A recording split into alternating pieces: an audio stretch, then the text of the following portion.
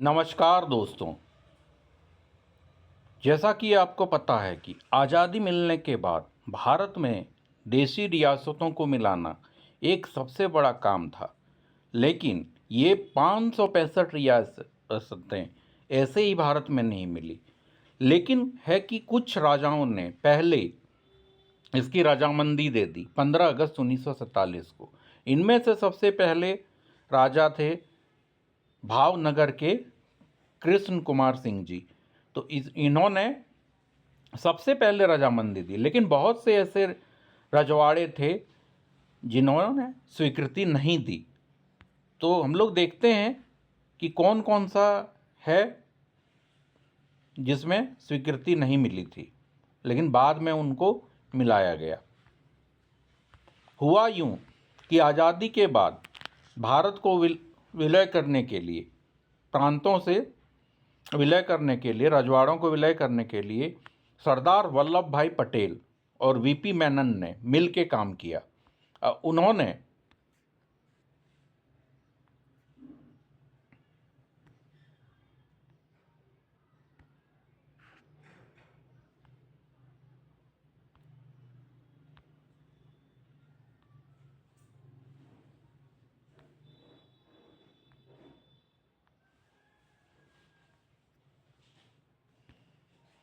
1947 से 500 से अधिक रियासतें, लगभग 48% भारतीय क्षेत्र का 28% जनसंख्या कवर करती थी। ये रियासतें वैधानिक रूप से ब्रिटिश शासन भारत के भाग नहीं थे, लेकिन ब्रिटिश क्राउन को पूर्णतः अधीनस्थ थी। इसके बाद सरदार वल्लभ भाई पटेल और गृह मंत्री और बीपी मेनन की सहायता से रियासतों के एकीकरण का कार्य सौंपा गया। राजाओं के बीच राष्ट्रवाद का आह्वान शामिल होने पर अराजकता की आशंका जताते हुए पटेल ने राजाओं को भारत में शामिल का हर संभव प्रयास किया। उन्होंने प्रीवी पर्स, एक भुगतान जो शाही परिवारों को भारत के साथ विलय पर हस्ताक्षर करने पर दिया जाना था, की अवधारणा पुनर्स्थापित की। कुछ रियासतों ने भारत में शामिल होने का निर्णय लिया और कुछ ने स्वतंत्र रहने का, और कुछ ने पाकिस्तान का भी भाग बनने का निर्णय लिया।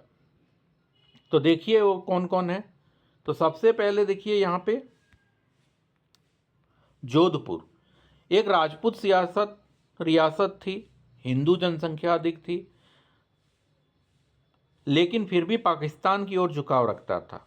युवा और अनुभवहीन धनवंत सिंह ने अनुमान लगाया कि पाकिस्तान के साथ उनकी रियासत सीमा लगने के कारण अच्छे तरीके से सौदाबाजी कर सकता है। लेकिन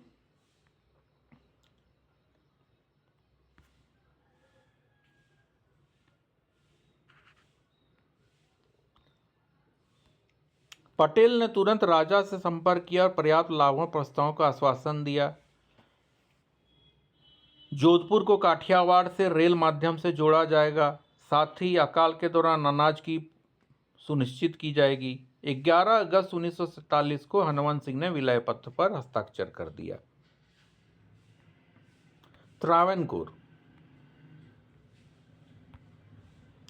त्रावणकोर ऐसा रियासत था जिन्होंने इनकार किया। सीपीबी अबयर दीवान ने यूके सरकार के साथ गुप्त संधि भी की। मोनोजाइट नामक खनिज से औषध संपन्न था, इसीलिए ब्रिटेन को नाभिकीय हथियारों की दौड़ में बढ़त दिला सकता था। लेकिन केरल समाजवादी पार्टी के सदस्य और उनकी हत्या का असफल प्रयास के बाद सीपी अय्यर ने भारत से जुड़ने का फैसला किया और शामिल हो गया।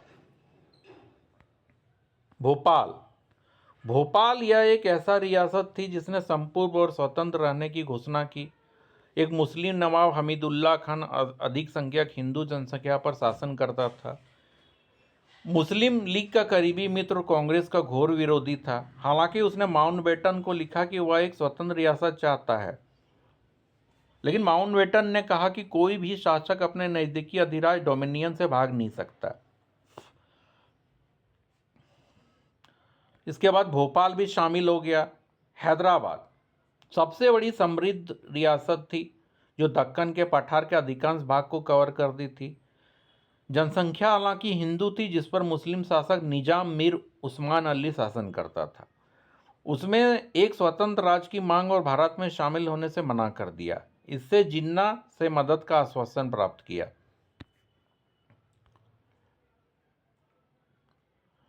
पटेल अन्य मध्यस्थ निवेदनों और धमकियां निजाम के मानस पर कोई फर्क नहीं डाल सके और उसने लगातार यूरोप से हथियारों का आयात को जारी रखा। परिस्थितियां तब भयावह हुई जब सशस्त्र कट्टरपंथियों ने हैदराबाद की हिंदू पूजा के खिलाफ हिंसक वारदातें शुरू कर दी। 1948 में ऑपरेशन पोलो के तहत भारतीय सैनिकों को हैदराबाद भेजा गया। 4 दिन चले सशस्त्र संघर्ष के बाद अंततः हैदराबाद का भारत अंग बन गया और निजाम के आत्मसमर्पण पर उसे पुरस्कृत करते हुए हैदराबाद राज्य का गवर्नर बनाया गया। जूनागढ़ गुजरात के दक्षिण पश्चिम में ऐसा रियासत जो 15 अगस्त 1947 तक भारत में शामिल नहीं हुआ। हिंदू और राजा मुस्लिम था। 15 अगस्त 1947 को नवाब मोहम्मद महावत खान जी ने पाकिस्तान में शामिल होने का फैसला किया, लेकिन मंगरोल और बरियावाड़ा जो जूनागढ़ के अधीन थे ने प्रतिक्रिया स्वरूप जूनागढ़ से स्वतंत्र भारत में शामिल होने की घोषणा की। जूनागढ़ के नवाब में सैन्य बल का प्रयोग कर इन दोनों राज्यों पर कब्जा कर लिया। परिणाम स्वरूप पड़ोसी राज्यों के राजा ने भारत से मदद की अपील की। जूनागढ़ को पाकिस्तान में शामिल दे दी गई तो सांप्रदायिक दंगे और भयावह रूप का धारण कर लेंगे। साथ ही बहुसंख्यक हिंदू जनसंख्या जो कि 80% है स्वीकार नहीं करी। इस तरह जनमत संग्रह से विलय के मुद्दे को समाधान का प्रस्ताव रखा। कश्मीर ऐसी रियासत जहां बहुसंख्यक जनसंख्या मुस्लिम थी जबकि राजा हिंदू था। राजा हरि सिंह ने पाकिस्तान या भारत में शामिल होने के लिए विलय पत्र पर कोई निर्णय न लेते हुए मौन स्थिति बनाए रखी। इसी दौरान पाकिस्तान सैनिक हथियारों से लैस आदिवासियों ने कश्मीर में घुसपैठ पर हमला कर दिया। महाराजा ने भारत सरकार से अपील मदद मांगी। राजा ने शेख अब्दुल्ला को अपने प्रतिनिधि के रूप में सहायता के लिए दिल्ली भेजा। 26 अक्टूबर 1947 को राजा हरि सिंह ने विलय पत्र पर हस्ताक्षर कर दिए।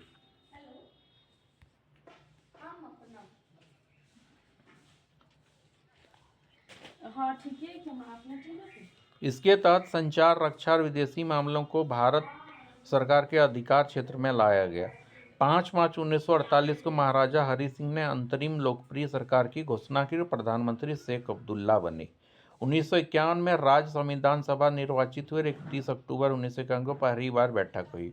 1942 में दिल्ली समझौता पर हस्ताक्षर हुए, जिसके तहत भारतीय संविधान में जम्मू कश्मीर को विशेष दर्जा प्रदान किया गया।